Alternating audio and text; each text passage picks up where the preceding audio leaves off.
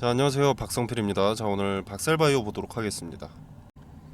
자, 일단 어제 오늘 급락이 나온 것에 대해서 좀 오늘 살펴보도록 하겠습니다. 자, 여러분도 이미 아시겠지만 가장 큰 문제는 지금 4년째 매출이 없다는 거죠. 이게 내년까지 매출이 30억이 안 될 경우에는 관리 종목에 지정이 됩니다. 그리고 관리 종목이 2년 이상 지속이 되면 상장 폐지이기 때문에 투심이 일단 위축될 수밖에 없는 거죠. 그리고 부담이 높아지는 것이 사실입니다. 자, 근데 이거는 매출 한번 나오면 이 리스크는 바로 해소가 되는 거죠. 시간도 생각보다 많이 남아 있는 거고. 자, 박셀바이오에서는 현재 개발 중인 품목의 기술 이전 그리고 상업화를 통해서 매출액 30억을 쉽게 달성 가능하다라고 보고, 그 대표적으로 박스루킨 상업화를 가장 빠르게 진행하겠다라고 했습니다. 박스루킨은 아시겠지만 이 반려동물용 면역 항암제입니다. 자, 그리고 박스루킨과 함께 투여를 할 수 있는 면역 기능 보조제도 출시해서 빠르게 매출을 잡겠다라고 했습니다. 자, 그리고 나서 이제는 박스 NK. 자, 이것의 기술 이전, 이제 매출 치료 목적 사용 승인에서 확보되는 실비 비용, 이걸로 매출을 또 확보할 계획이라고 밝혔고요. 자, 그리고 박스루킨이 매출이 나올 것이라는 근거로는, 자, 일단 반려견이어서 매출 규모에 대해 미리 실망하시는 분들이 계실 텐데, 자, 일단 반려동물은 보험이 없습니다. 부르는 게 값이기 때문에 반려동물 병원에서 취급하지 않을 이유가 없습니다. 양쪽 다 이윤이 무조건 남거든요. 병원 측이든 박셀바이오 측이든. 자, 그리고 반려동물은 안타깝게도 대부분 수명이 짧습니다. 통계에서 전체 반려견 강아지 반려견 중 25% 이상이 8살 이후 높은 확률로 암이 발생하지만 현재는 동물 전용 항암제가 없다라고 합니다. 그래서 인체용 항암제를 사용 중이라고 하는데, 이 박스루킨이 상업화가 되고 시판이 된다면 반려동물 항암 관련 수요는 죄다 이쪽으로 싹 다 몰리는 겁니다. 자, 기존에 사용 중인 사람을 대상으로 개발된 항암제는 약효가 일단 낮습니다. 가장 중요하겠죠. 치료제의 근본인데. 그리고 부작용은 또 크다고 합니다. 자, 그래서 기존 반려동물 항암제가 존재했다라고 하면 바로 경쟁 구도로 들어가게 되겠지만, 지금은 틈새 시장을 공략을 할 수가 있다는 거죠. 판매가 시작되면 경쟁이 아니라 시작하자마자 독보적인 위치를 잡게 되는 겁니다. 자, 이 매출이 현재까지 없는 것에 대해서 반려동물 면역 항암제 박스루킨 이거 하나만 봐도 크게 걱정할 필요가 없다라고 말씀을 드리는 거고, 그리고 박스 NK 뭐 이런 재료 내용 대부분 아실 테니 이 재료에 대한 부연 설명은 좀 넘어가고요. 자, 종합적으로 봤을 때 박셀바이오의 재료들이 이제 임상이 끝마무리 되어가는 과정 속에서 재료 소멸로 좀 비추어지는 경향이 있죠. 그리고 매출이 전혀 없는 것. 그 와중에 유상증자. 자, 총 요 세 가지 때문에 급락했다라고 평가가 되고 있는데, 자, 일단 재료 소멸은 아닙니다. 제약바이오는 임상 등의 기대감을 많이 먹긴 하지만 임상이 끝나야 그때부터 지속적인 매출로 이어질 수 있습니다. 그래서 원래 제약바이오가 요 R&D 연구개발 비용이 상당히 많이 먼저 소요가 되고, 이제 개발 단계가 끝나면 그때부터 본격적인 매출이 시작이 되는 거죠. 셀트리온도 이런 과정을 거쳤습니다. 모든 제약바이오 기업은 R&D 비용, 연구개발 비용이 좀 많이 소요가 되기 때문에 매출이 없이 일단 연구개발 비용이 상당히 많이 소요된 뒤에 개발이 끝나면 그때부터 매출만, 요 비용이 소모되지 않고 매출만 계속 나오는 겁니다. 자, 그래서 매출이 없는 부분은 해소가 될 부분이고, 자, 이제 중요한 게 유상증자죠. 자, 유상증자를 하는 이유가 파이프라인 개발을 위한 것이다. 그러니까 재료를 위한 것이다. 즉 연구개발 비용으로 사용할 것이다 라고 한 건데, 자, 매출이 아직 없고 장기간 기다려온 주주들에게 자, 환원되는 뭔가가 없기 때문에 실망 매물이 쏟아졌다고 봅니다. 자, 여태까지 이 정도의 하락을 감내해온 개인 투자자들도 주주 환원 정책에 대해서 지금 당장은 뭐 아니더라도 이런저런 것을 할 것이다, 이런 계획 같은 게 있는 게 아니라 언급조차도 없었고, 우리 유상증자하겠다, 돈 달라, 이러고 있으니까 투심이 무너지는 거죠. 임상 결과에 대한 기대감은 소멸을 했죠. 그러니까 재료 소멸이라는 게 아니라 기대감이 소멸을 했습니다.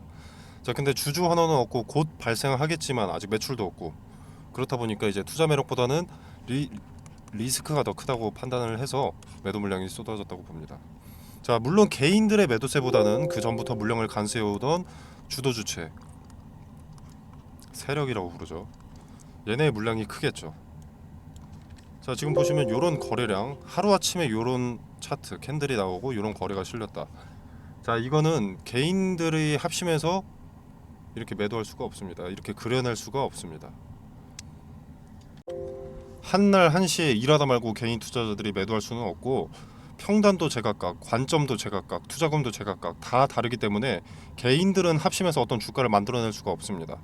개인들의 투심을 유도하는 어떤 주체가 있고 그 주체의 흐름대로 따라가게 되는 것뿐이죠. 자, 이런 거래량을 봤을 때는 요때를 노렸다라고밖에 볼 수가 없습니다. 자, 그리고 지금 주주분들 듣기 좋은 소리로 조회수 높이려고 구독자 뭐 좋아요 늘리려고 뭐 개미 털기 이런 말씀하시는 분들 분명히 계실 텐데, 개미 이런 식으로 털지 않습니다. 나중에 주가가 더 오를 수 있지만, 분명히 오를 수 있지만 이날은 그냥 단순 차익 실현입니다. 자, 차트를 좀 크게 봤을 때 장기간 동안 이렇게 바닥에서 물량을 더 모으고 평단을 낮춰서 털어 넘긴 것이 맞습니다. 부정한다고 달라지는 주가도 아니고요. 자, 근데 그렇다고 끝난 것이냐? 그것도 아니죠. 엄청난 물량이 나왔습니다. 다시 확대해서 보면은 어제와 오늘 엄청난 물량이 나온 겁니다. 자, 거래대금을 보면 6천억 정도가 넘는 거래대금이 나온 건데, 지금 그 주가를 받아주고 있지 않습니까? 자, 매도를 하려면 매수하는 물량도 당연히 있어야 합니다. 손뼉도 마주쳐야 소리가 나듯이 거래는 매수자 그리고 매도자 둘 다 있어야 체결이 된다라는 거죠. 어떤 주체가 요 물량들을 좀 흡수를 해줬다라는 겁니다. 자, 지금 차트를 보시면은 장기 이평선, 요 초록색 이평선과 회색 이평선이 보일 겁니다. 자, 초록색은 121선, 회색은 241선입니다. 둘 다 장기 이평선이죠. 자, 비슷한 자리에 좀 수렴이 되어 있는데 요 장기 이평선들 바로 위에 지지를 받고 있습니다. 자, 장기 이평선은 단기 이평선들보다 신뢰도가 월등하게 높습니다. 장기간의 매물이 포진한 자리에 대한 데이터이기 때문에 신뢰도가 높을 수밖에 없는 거죠. 그래서 주가의 전체적인 추세를 파악할 수 있다는 장점이 있습니다. 자, 이 장기 이평선 121선, 241선이 수렴된 요 자리가 무너지지 않고 지지를 받았다는 것은 어떤 주도 주체의 투자 심리가 요 자리가 무너지길 원하지 않는다는 겁니다. 그래서 받아준 거고, 투매 물량을 더 이상 쏟지 말라는 의미가 되는 거죠. 쉽게 말해서 투심 관리를 해주는 겁니다. 자, 여기에는 두 가지 경우의 수가 있습니다. 자, 첫 번째는 잔여 물량을 털기 위해서, 그러니까 물량을 죄다 털지 못해서 받아준 것이다. 지금 여기서부터 여기까지 내려오는 과정 중에 투심이 상당히 많이 위축됐습니다. 꺾였습니다. 자, 근데 여기서 받아주는 모습을 연출한 뒤에 다시 한번 어느 정도 투심이 완화되면 그때 수급이 어느 정도는 지금보다는 들어올 것이고, 그때 잔여 물량을 털기 위해서 받아주는 것, 이게 첫 번째 경우의 수고, 두 번째 경우의 수는 세력의 손바뀜. 자, 요날 아무리 봐도 어떻게 봐도 차익 실현입니다. 자, 이 정도로 거래가 많이 실리고 받아주는 주체 없이 이렇게 크게 하락을 했다라는 것은 주도 주체 세력이 팔아먹었다라고밖에 볼 수가 없는데, 또 다른 세력이 들어온 것이 아니라면 요 자리를 받아주지 못하는 것이 정상입니다. 자, 여태 기대감에 상승했었던 요런 자리까지는 적어도 내려가야 받아주는 주체 없이 그냥 세력이 이탈했다 이렇게 보는데, 기대감을 다 빼진 않고 받아주는 것이 어떤 주체가 받아주고 있다, 즉 세력의 손바뀜이다 라고 보는 거죠. 자, 그래서 제가 중점을 두는 것은 요 장기 이평선입니다. 이 자리를 계속 지켜주는지 봐야 된다라고 보고, 아무리 기대감이 소멸했다고 하더라도 악재가 나온 것은 아닙니다. 그죠? 뭐 유상증자는 악재로 볼 수도 있겠지만, 자, 그래도 이 파이프라인 쪽을 봤을 때는 개발 완료 단계이기 때문에 오히려 호재에 가깝죠. 그래서 반영됐던 기대감은 빠지고 바닥은 이전보다 높아진 것으로 판단합니다. 자, 그리고 유무상증자도 조금 이야기를 해보자면, 자, 일단 유상증자 같은 경우에는 돈 달라는 거니까 악재입니다. 그리고 주주가치 제고를 위해서 무상증자도 함께 진행을 하는 건데 이건 큰 의미가 없죠. 자, 일단 주식 수가 늘어나는 자체가 내 주당 가치를 훼손시키는 일입니다. 쉽게 말하면 컵 안에 콜라가 담겨 있는데 이 콜라에다가 물을 섞는 것과 같은 것이기 때문이죠. 밍밍해지지 않겠습니까? 자, 주식 수가 늘면 내 주당 가치는 훼손되는 것이 맞는 것이고, 가장 많은 물량을 확보하고 있던 사람은 어떻게 되겠습니까? 그러니까 주도 주체는 그 피해가 상당히 크겠죠. 그리고 파이프라인 확장을 위해서라고 했는데 이 기대감은 당연히 오래 걸립니다. 연구 개발에 쓰는 비용이기 때문에 이 파이프라인의 결과물은 한 달, 두 달이 아니라 년 단위로 시간이 소요되죠. 자, 그렇기 때문에 요때 이탈을 했다라고 보는 겁니다. 자, 그리고 유상증자 잠깐 보시면은, 자, 일단 주주 배정 후 실권주는 일반 공모로 들어가고요. 청약 예정일이 보시면은 23년 11월 1일부터 23년 11월 2일까지입니다. 그리고 예정 발행가액이 확정되는 날이 10월 27일이고요. 자, 중요한 건 요거죠. 예정 발행가액. 요 발행가액 당시에 발행가액보다 주가가 높은 상황이라면 참여율이 높을 겁니다. 싼 값에 살 수 있는 거니까요. 근데 요 확정된 날 만약에 발행가액이 현 주가보다 높으면 어떻습니까? 더 웃돈 주고 사야 되는 건데 안 하겠죠. 자, 근데 유상증자는 요 박셀바이오 사측에 자금 조달이 달렸습니다. 기업 측에서 주가 관리를 할 수밖에 없겠죠. 지들이 유상증자로 돈을 받아내려면. 자, 그러고 나서 자금 조달이 완료되면 주가 관리는 좀 없어질 걸로 보입니다. 자, 무상증자는 별 관심이 없죠, 사측에서. 유상증자는 본인들의 자금 조달이 달려있기 때문에 좀 주가 관리를 해줄 거라고 봅니다. 자, 그리고 유상증자의 리스크를 상쇄하기 위한 무상증자는 메리트가 크게 없죠. 자, 그래서 뭐 무상증자를 호재로 볼 이유는 없을 것 같고, 자, 무상증자 같은 경우에는 신주 배정 기준일이 11월 13일입니다. 자, 이때 신주 배정 받고 나서 이탈 물량 꽤 나올 수 있습니다. 자, 물론 지금 예단할 필요는 없습니다. 경우의 수 하나를 생각을 해보는 거고요. 당시에 이제 주가와 수급 그리고 시장의 관심도를 보고 그때가 되면 다시 분석을 해야겠죠. 자, 아무튼 지금 당장 봐야 될 것은 차트에서 장기 이평선을 지켜주느냐, 거래가 완전히 죽지 않고 일정 거래 대금이 지속적으로 나와주느냐를 지켜봐야 되고요. 자, 그리고 지금처럼 이렇게 장기 이평선 무너지는 그림이 좀 나올 수 있는데, 자, 이게 속임수인지 알기 위해서는 분봉을 들여다보면 됩니다. 분봉상 장기 이평선이 있는 자리에서 거래가 어느 정도 실리는지, 그 자리에서 거래는 매수가 우위인지 매도가 우위인지, 장기 이평선이 지지해줬던 자리, 그 자리가 만약에 무너지면 바닥은 더 내려가는 겁니다. 그리고 지지가 됐었던 자리였던 만큼 밑으로 내려가면 이제는 저항이 됩니다. 자, 그럼 또 대량 거래를 동반을 해야만 투심이 반전되면서 돌파를 할 수가 있는 거죠. 길을 우회해서 돌아가야 되는 겁니다. 자, 그래서 어떻게 될지 아무도 장담할 수는 없습니다. 그래서 손절도 어느 정도 생각을 하셔야 되는데, 자, 근거를 갖고 손절을 해야죠. 손절을 하더라도 지금 손절하지 않으면 더 큰 손실이 발생한다 라는 근거가 발생했을 때는 손절을 하는 겁니다. 자, 이건 실패한 투자가 아닙니다. 100만원 잃을 거 30만원 잃게 해주는 거니까. 물론 저는 강력한 상승 포인트로 오히려 유상증자를 꼽습니다. 사측에서 자금 조달에 성공해야 하기 때문에 주가 관리를 해줄 것이고, 실권주에 대해서는 일반 공모 이후에 주관사인 한국투자증권이 잔액 인수 금액의 15%를 추가 수수료로 박살바이오 측에게 받기 때문에 박살바이오의 새로운 파이프라인 재료에 대한 기대감은 예정된 일이라고 보는 거죠. 자, 그래서 트레이딩 관점에서의 매수 타점, 매도 타점, 그리고 유상증자 관련 자료와 앞으로 있을 청약 경쟁률 실시간으로 공유 드리도록 하겠습니다. 자, 상단에 전화번호 010-2764-3885번으로 박셀 이렇게 두 글자만 간단하게 문자 메시지로 남겨주시면 제가 일단 카톡방 링크를 좀 보내드리도록 하고요. 이 공간 안에서 보다 더 디테일한 분석과 분석에 대한 근거, 그리고 명확한 매수매도 타점 공유 드리도록 하겠습니다. 자, 저는 매수매도 타점을 말씀드릴 때 전략매도, 전략매수로 말씀드리지 않습니다. 무조건 전제는 분할매수, 분할매도입니다. 그래야 리스크 부분에 있어서 손실 최소화 그리고 수익 극대화를 할 수 있기 때문이고요. 여러분한테 뭐 금전적으로 요구하는 것은 일체 없기 때문에 그저 지켜라도 보시길 바라겠습니다. 자, 그리고 지금 차트 잠깐 보시면은 장중에 이 장기 이평선 밑으로 내려갔다가 올라오는 모습이 보이죠. 자, 그만큼 이 자리는 중요하다라는 것을 알려주는 겁니다. 장기 이평선은.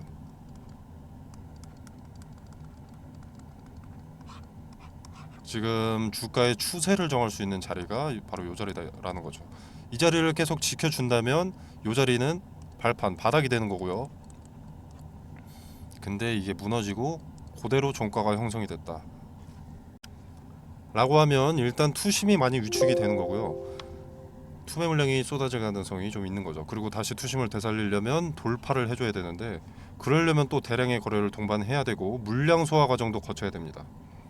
먼 길을 우회해서 가야 하기 때문에 우회해서 가지 않고 지름길로 가려면 이 자리는 좀 지켜주는 것이 상당히 중요합니다.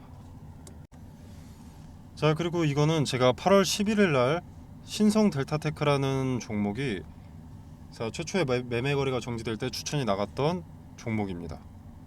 자, 서남 덕성 파워로직스 원익PN이라는 종목이 추천이 나갔는데, 자, 최근에 추천드린 이 종목들은 초전도체 관련주였고요. 제가 단기 테마성 종목을 보통 권유하진 않는데 단기적으로 수익을 먹을 수 있을 만한 명확한 근거가 나와서 추천이 나갔습니다. 그 근거로는 자, 일단 대장주인 신성 델타테크의 단기 급등으로 매매 정지가 다음 날에 예정이 되어 있었습니다. 이대로 장이 마감되면 다음 날 매매 정지가 확실시 되는 거였죠. 자, 근데 마무리되어가는 과정 중에 장 마감 직전 수급이 테마 후발주들 서남 덕성 파워로직스 원익PN에 몰리는 것을 포착했습니다. 자, 대장주인 요 신성 델타테크가 매매가 되지 않는다는 것은 관련 테마 후발주들의 급등을 예고하는 것이고, 장마감 직전 그 수급의 이동을 포착했기 때문에 다음날 시초에 베팅을 추천했습니다. 단 함정의 가능성도 있기 때문에 제가 거래대금 300억 이상 몰리는 종목을 매수하라고 권유드렸고요. 자, 그래서 이 종목들의 수익을 좀 보여드리자면 원익PN이 자, 8월 11일 다음 거래일 종가 16.8% 올랐고요. 그 다음 날도 11.68%가 올랐습니다. 자, 서남 8월 11일 그 다음 거래일 상한가, 그 다음 거래일 상한가. 덕성 8월 11일 상한가 상한가. 파워로직스 8월 11일 상한가 상한가. 이렇게 근거를 갖고 추천이 나갔기 때문에 단기적으로 큰 급등을 가져갈 수 있었습니다. 자, 화면에 보이시다시피 무료입니다. 제가 종목을 추천했다고 해서 금전적으로 뭘 요구하거나 수익의 얼마를 떼달라 이런 거 전혀 없습니다. 자, 여러분의 투자금은 여러분의 돈이죠. 그렇기 때문에 여러분이 자유롭게 판단하셔서 매매를 하셔도 되고 안 하셔도 됩니다. 그냥 지켜만 보셔도 되는 거고요. 제가 뭐 맛있는 음식을 추천했다고 해서 여러분이 무조건 드셔야 할 필요는 없지 않겠습니까? 먹고 싶으면 먹는 거고 먹기 싫으면 먹지 않는 것이고. 자, 상단에 있는 전화번호 010-2764-3885번이 제 전화번호인데, 여기로 간단하게 이분처럼 숫자 2번만 문자 메시지로 보내주시면 제가 이런 식으로 답장을 드립니다. 자, 그리고 이 부분은 단기 급등 종목이었고요. 가치 투자죠. 주식 투자에 있어서 수익을 불리는 대표적인 방법 두 가지가, 첫째는 분할을 전제로 매매하는 것, 그리고 또 하나 분산 투자입니다. 자, 그래서 2023년 하반기 증시를 주도할 섹터 말씀드리고 관련 급등주 추천과 종목 선정 방법에 대해서 간략하게 말씀을 드리도록 하겠습니다. 자, 일단 2023년 전반기는 작년에 이어서 2차 전지가 광풍이었습니다. 테마의 어떤 종목이든 급등을 해줬고요. 그래서 개인들은 2차 전지 종목들을 넣어야 할 것 없이 이것저것 매수하게 됐습니다. 자, 근데 실체가 나오기까지 시간이 상당히 많이 소요되고 기대감의 급등세가 가팔했던 만큼 기대감이 선반영되고 이제 거품이 빠지면서 조정 국면에 접어들어 있는데, 이 가격 조정과 기간 조정을 거치고 숨고르기에 나섰던 2차 전지가 다시 질주하는 시점이 바로 23년 하반기로 평가가 되고 있습니다. 자, 근데 동시에 아니다, 반도체가 하반기 증시를 주도할 것이다, 이런 의견도 나오고 있고, 현재 초전도체라는 변수도 좀 등장을 했죠. 자, 그래서 하반기 증시를 누가 주도할 것이냐, 자, 이것을 파악하는 것은 생각보다 어렵지 않습니다. 바로 세계 경제의 관심을 파악하는 것이죠. 자, 물론 지금 관심은 초전도체가 맞습니다. 그러나 실제로 자금이 어디에 투입되는지, 반도체에 투입되는지, 2차 전지에 투입이 되는지, 초전도체에 투입되는지, 자, 이게 중요한 거죠. 자금. 이것을 파악하면 그 윤곽이 잡힌다는 겁니다. 자, 간단한 예시로 코로나 때는 어떻습니까? 마스크, 진단키트,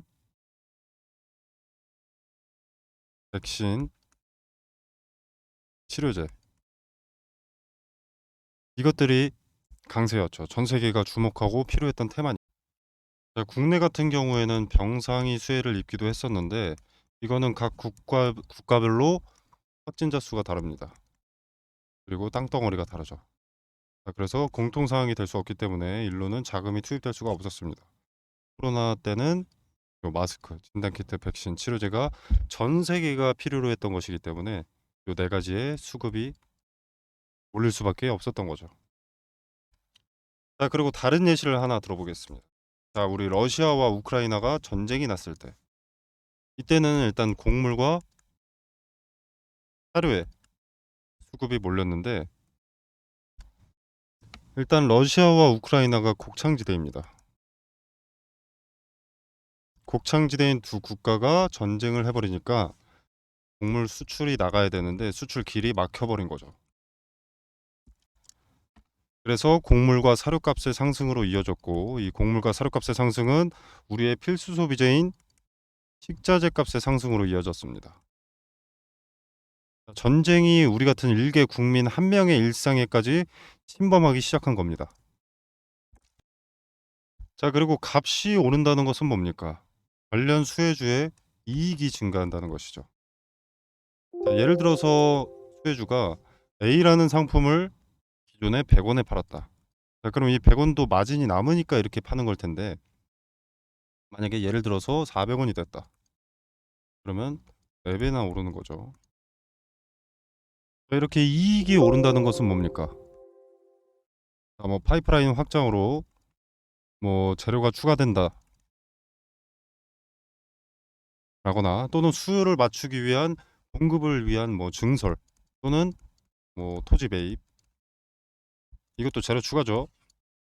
그리고 잉여 이익금으로 배당금의 증가라던가 즉 주가 상승에 호재 기대감이 생기는 겁니다. 그래서 수급이 올리고 주가가 상승을 하게 되는 거죠. 그리고 지금은 전기차의 빠른 성장으로 2차 전지가 강세입니다. 현재 진행 중이고요. 자, 지금 인플레이션 감축법 세부 지침을 변경을 했었죠.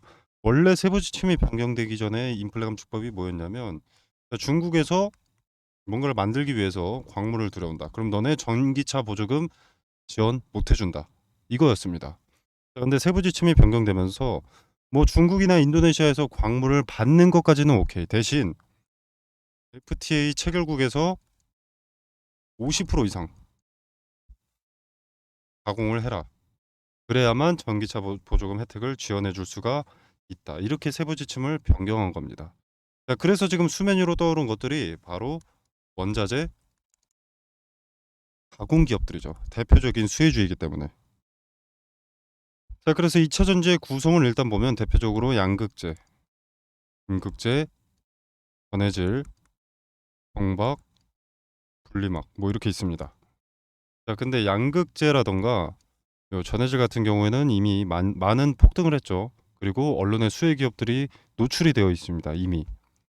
인플레 감축법 세부 지침이 처음 변경됐을 때 대부분의 투자자들이 무슨 생각을 했냐면 그러면 당장은 2차 전지 그중에서 비중이 높은 양극재의 핵심 광물 리튬이 강세니까 리튬 가공업체가 수혜를 보겠구나 하면서 리튬 관련주만 좀 부각이 됐었지만 요 음극재라던가 동박, 분리막은 관심을 못 받고 있습니다.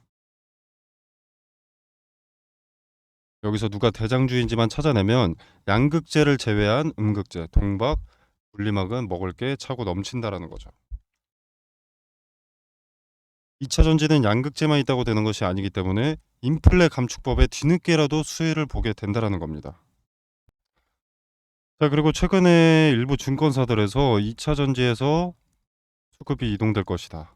뭐 제약바이오라던가 뭐 로봇, AI, 반도체 일로 수급이 이동될 것이다. 이런 얘기들을 좀 하고 있는데 일단 전 세계적으로 2차 전지에는 수백조 단위의 투자가 진행이 됐습니다. 앞으로도 수백조가 넘는 규모의 투자가 예정이 되어 있고요.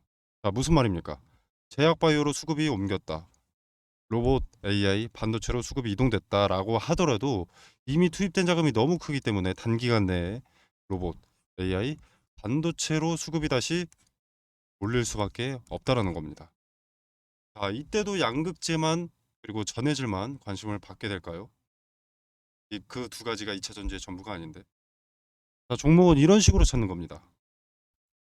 미리 많은 물량을 확보한다면 큰 돈이 되는 거죠. 자, 그리고 지금 미국의 인플레이션 감축법 때문에 주가가 이렇게 움직이는데 유럽의 핵심 원자재법 이것도 당연히 주식시장을 뒤흔들 핵심 내용이 됩니다. 자, 기존의 2차 전지 점유율 전 세계 1위가 중국 기업 CATL입니다. 자, 근데 미국의 인플레이션 감축법이나 유럽의 핵심 원자재법이나 둘 다 중국을 겨냥한 법안이기 때문에 여기에 대한 반사 이익을 국내 기업이 받게 된다는 겁니다. 한국 기업에게는 다시 없을 기회가 되는 거죠. 자, 그러면 국내 기업들 물 들어올 때 노를 저어야겠죠. 당연히 사업 내용에 더 박차를 가할 수밖에 없습니다. 자, 무슨 말이냐? 자금을 더 많이 투입할 수밖에 없다는 겁니다. 2차 전지 사업 관련해서 이 말은 호재들이 앞당겨진다라는 거죠. 그리고 기업이 빨리 성장하게 되는 것이고, 자, 기업의 빠른 성장은 더 빠르게 기업의 가치가 올라간다는 것이고, 가치가 오르면 어떻습니까? 주가는 자연히 오르죠. 그러면 개인 투자자인 우리한테도 기회가 되는 겁니다. 그래서 지금은 머뭇거릴 때가 아닙니다. 자, 지수의 영향을 잘 받고 변동의 폭이 가장 크면서 시총이 상대적으로 무거운 대장주죠. 대장주들을 제가 1차적으로 검열을 해놨습니다.